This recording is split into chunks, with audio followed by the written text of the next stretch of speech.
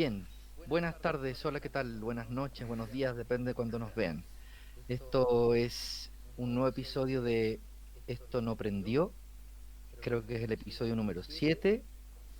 Nos pueden escuchar también por el podcast que vamos a publicar una vez que esto esté en las redes sociales.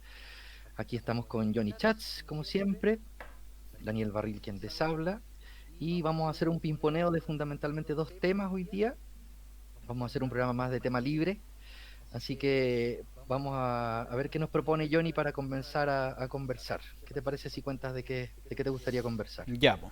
Hola, primero, saludo formal. Ok. Eco. Eh, Mira, en realidad, como siempre estamos bien pegados como con la contingencia y boxeamos con ese cuento, eh, l- quería traer un tema un poquito más, bastante más lateral, que esta semana fui a ver la película Jojo Rabbit, que es una película eh, que se estrenó en estos días en Chile, que está nominada al Oscar y a un lote de premios de un director neozelandés de... A ver, aquí tengo el nombre de... Eso. im- impronunciable, es Taika Waititi, ¿ok? Que por lo ¿Ya? tanto es... ¿Cómo se llama? Neozelandés. Maorí, claro, de origen Ah, maorí. buenísimo. Bueno, y la, la- eh, la película tiene algunos derivados que van más allá de ella, digamos. O sea, no voy a hacer el spoiler, contar lo que aparecería en Por cualquier favor. trailer, que en el fondo está ambientada en la Segunda Guerra Mundial, en finales de la Segunda Guerra Mundial, en algún pueblo de Alemania, parece ser Berlín, pero no sé, puedo estar perdido también, pero en algún lugar de Alemania. Y es un poco la imagen de un niño que está viviendo esa situación con su mamá. Y, y, y bueno, el niño pertenece a la juventud hitleriana o a los, no sé cómo le llamaban, a los que eran más chicos, digamos, y participan en una serie de campamentos. Todo esto es una comedia. Es una comedia ambientada en ese contexto, lo que ya lo hace bastante provocadora. Eh, de hecho, el niño tiene un amigo imaginario que es Hitler. ¿Ok? Ese es su amigo imaginario. Y un Hitler que está mirado con los ojos de un niño que lo admira porque es un niño en el contexto de, de ese régimen totalitario, digamos, donde todos tenían que Sí. participar y Hitler era un héroe nacional, pero es ridículo, po. O sea, es un payaso hitleriano, digamos. Y claro, y dice cosas como de niño. Bueno, no, en el fondo no es Hitler, es el amigo imaginario convertido en Hitler La del niño, proyección una del chico, proyección claro. del niño. Y, y bueno, todo lo que va pasando, ahí está la mamá del niño, que no, por eso no, no, yo soy el rey del spoiler, entonces no me voy a meter mucho en ese cuento, pero en el fondo el aspecto de comedia muestran algunos nazis buenos, ¿ok? O teniendo actitudes buenas. Muestran a este Hitler un poco payasesco y en un ambiente de comedia, entonces claro, tiene algunos momentos emotivos propios de la tragedia histórica que vivió ese país, porque en cuanto, si tú no lo miras como recreación histórica, tiene pocos puntos bajos, o sea, efectivamente está ambientada la época, el final, digamos, sobre cuando los rusos y los gringos van entrando a Alemania, eh, pero la película justamente es polémica tanto porque muestran a Hitler, uno de los grandes genocidas de la historia, lo muestran aunque convertido, aunque no es Hitler en rigor, como ya dije, un amigo imaginario del niño, pero lo muestran gracioso, ¿ok? Lo muestran simpático, lo muestran como un payaso, ¿ok? Eso ya es polémico para mucha gente. Y lo otro es que muestran actitudes de algunos nazis que en ciertos momentos se ven en la circunstancia de tener que delatar ciertas cosas que no lo hacen. Por lo tanto, la imagen de que también habían nazis buenos o no todos eran asesinos, que también genera polémica.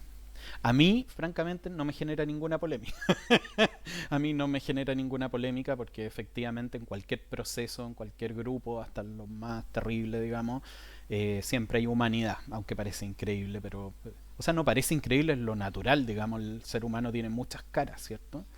Eh, y... pero sí, o sea, toca la sensibilidad de mucha gente que siempre quiere ver a los nazis en su nivel puro, 100%, así como el chocolate 100% cacao, así como la maldad 100% pura, en que no hay fisura. Ya hemos hablado de otros temas respecto a la fisura, loco, Sí. pero donde no hay fisura y claro, es que lo terrible de la historia es cuando te das cuenta de que por ejemplo, en el caso, llevado ya una cuestión más polémica, si uno lo llevara a Chile, eh, eh, a ver, volviendo un poco a Alemania, punto Himmler, aunque no tiene mucho que ver el jefe de las SS, eh, hay muchas fotos y tenía mucha vida familiar, le gustaban los animales, había mucho nazi que era vegetariano y lo muestran con los perros y toda la cuestión. Y entonces, la verdad es que hasta los monstruos más grandes a veces, me estoy saliendo un poquito del tema porque no es en rigor eso, pero finalmente son seres humanos claro, con inmensas sombras. Estamos hablando de los peores crímenes de la historia, digamos, Mm. pero las cosas no son 100% puras. Y eso es muy difícil de aceptar para la gente, en realidad. Es muy difícil de aceptar para pa, pucha, no quiero ser peyorativo, pero intelectualmente es mucho más fácil saber que el malo es como un malo de un cómics a un ser humano malo, Mm. a un ser humano que cometa atrocidades, ¿ok? Mm. Y que puede tener otras caras. Y bueno, es todo un tema, ese es un tema heavy, un tema bastante heavy. Te lo Mucho. decía un poco llevado para acá, la disociación de los personajes, Mm. como estos torturadores de la DINA y toda la cuestión llegaban a su casa, comían con su hijo, hacían las Estaba pensando en lo tareas mismo. y al otro día Exactamente. iban nuevamente a torturar, iban a matar. Y ahí hay algunas claves psicológicas que tienen que ver con la deshumanización del otro, que es una cuestión súper importante. Bueno, me metí rápidamente en una hondura respecto a esta cuestión. Sí. Pero también hay otro tema interesante de la película, derivado de la película, que es el, esta cuestión de reescribir la historia, aunque reescribir la historia no con la pretensión histórica, sino que contar una historia modificando los hechos tal como ocurrieron. ¿Ok? Eh, y todos estos temas sensibles, como En la vida es bella, como Bastardos sin Gloria, en que muestran como que que hay un grupo de judíos, digamos, de elite que vienen de Estados Unidos a matar nazis, a romperle la cabeza con un bat de béisbol y a Mm. toda la jerarquía nazi fue quemada en un teatro, puras cosas que no pasaron, que es como de repente lo que a muchos les gustaría que hubiese pasado, nos gustaría que hubiese pasado, así, ¿cachai? Es darle duro a los malos. Eh, o en, ¿cómo se llama? Érase una vez en Hollywood, en que la Sharon Tate, en vez de ser acuchillada en el estómago, estar embarazada, se salvó, ¿cachai? Todo ese tipo de cuestiones, esa reescritura de la historia, Sí. tiene mucho morbo. A mí me es difícil de tragar. Eso sí que me es difícil de tragar. Es como, pero pucha, ¿qué sentirán los familiares? O por último, la gente que le tuvo afecto. Por último, es como raro generar un producto comercial, porque es artístico, pero al mismo tiempo comercial con una historia que no ocurrió, Mm. como para sentirse, como para sentir el aceite caliente, digamos, agradable en el cuerpo de que las cosas feas no pasaron y pasaron como uno quisiese que hubiesen pasado. Mm. Ese recurso no te puedo decir porque no lo tengo intelectualizado, pero me genera a mí incomodidad. Eh, eso te quería Sí. traer No, al... eso último me gusta, me da pie como para meter la cuchara. que es curioso porque, bueno, no es de extrañar por la dinámica de nuestras formas de ser de cada uno, pero a mí me pasa justamente lo contrario. A mí me genera muchos intereses y muchas sensaciones. Yo coincido contigo que no deja de ser polémico, pero esa polémica yo creo que tiene varias formas de poder leerla. Hablábamos en bambalinas al pensar en el tema de hoy de la ucronía como la forma de poder encasillar este tipo de relatos o de revisitados de la historia para poder hacer esas bifurcaciones hacia finales distintos, ¿no? Y a finales generalmente positivos o que cumplen con ciertos ideales que quedaron truncos en las historias reales, ¿no? O que a juicio del autor o de la autora, desde su propia subjetividad, decide revisitarlos para poder modificarlos, casi como una cosa alquímica o mágica. Yo creo que es muy artístico, ¿no? Y más allá de los subproductos comerciales o las intenciones comerciales, ahí hay una intención de, primero artística, súper atractiva. Y yo también puede ser de formación personal, le veo ribetes políticos, porque tiene que ver también con una forma de revelarse frente a un canon histórico, frente a una forma de contar la historia que es absoluta y que está siempre desde los ganadores, digamos, ¿no? Desde los que logran imponer ciertas miradas. Y cómo se ha ido abriendo se ha generado una especie de brecha o se han generado fisuras en las que las visiones particulares, subjetivas, generalmente de los derrotados, empiezan a cuestionar esa historia oficial y a generar estas entradas ya sea artísticas o derechamente más políticas.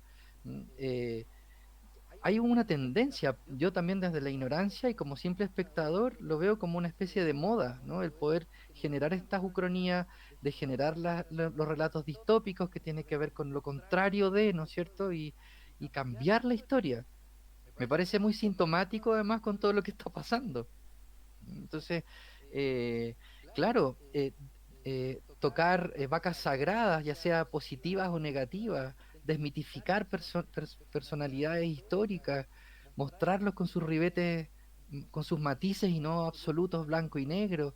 Hay tantas historias, ¿no? Desde el lado de la izquierda, incluso la chilena, ¿no? La misma figura de Allende tiene tantos matices cuestionables en términos, las figuras religiosas, el mismo Neruda, que genera un montón de anticuerpos con los cuales con los que yo me identifico, ¿no? Me cuesta verlo como el bate, ¿no? Y gran poeta, ¿no? Lo veo más como ese ser humano. Y es muy difícil, ¿no? Porque hay una tendencia a resguardar sus iconos. Y también cuánto hay de idiosincrático, lo último. Porque, por ejemplo, la experiencia en Argentina es completamente distinta. En Argentina se humaniza la idolatría, le lleva un aspecto de humanización, desde lo más banal o de los líderes más banales desde mi perspectiva. Un argentino me va a matar cuando escuche esto, pero más banales digo yo como figuras como las de Maradona o las del mismo Perón, ¿te fijas? Eh, la misma Evita, tienen matices de Wow, sí. comportamientos humanos, Mm. ¿te fijas? Que no son rechazados por sus seguidores, son incorporados como parte de una historia e incluso exaltados como parte de la veneración. Que Maradona sea como sea en términos de su salud mental o de su adicción a las drogas, no le quita el peso, incluso como abusador, ¿cachai? O sea, tú lo leí y decís, este es un ser humano súper criticable como ser humano, pero está en el altar, ya sea desde los más fanáticos con su religión maradoniana o los futboleros que tenemos cierto, como cierta ceguera, ¿no? O memoria selectiva para destacar ciertos atributos y no la integralidad de su persona. Y eso es Sí, po. loquísimo.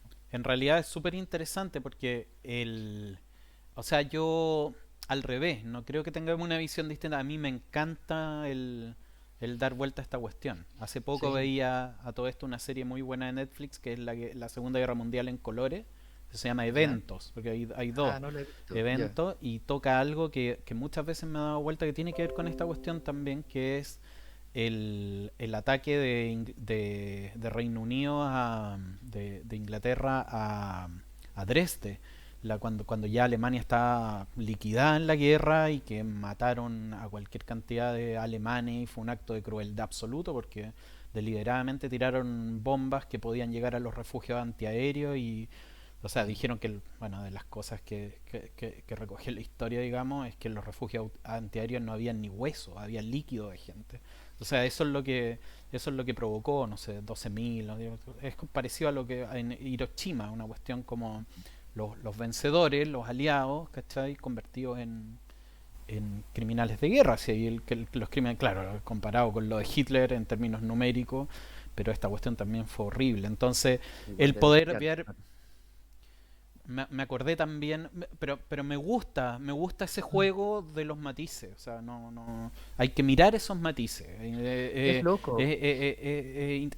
Cualquier cosa, o sea, cualquier hecho lo tiene. ¿Sabes que Mm, me trajo a la mente que durante en la universidad y después también cuando hice el máster en la Chile, mi tema era el nazismo chileno, que el nazismo chileno era sí. previo al hitlerismo. O sea, Mm, nazismo de Chile fue antes de la asunción de Hitler al poder y por lo tanto no eran nazistas, con Z. loquísimo. Claro, y bueno, y Loquísimo. una vez fui a la comunidad judía, una actividad de, de la comunidad judía que me invitaron a plantear el tema de la matanza del seguro obrero, donde estoy, no voy a entrar en ese cuento. Y bueno, y Pero planteé, podríamos, ¿ah? En algún momento. bueno, Sí, es y, un buen tema. y había un rabino en la cuestión, un rabino ortodoxo. Y cuando yo planteé que estos nazis no eran antisemitas, se indignó.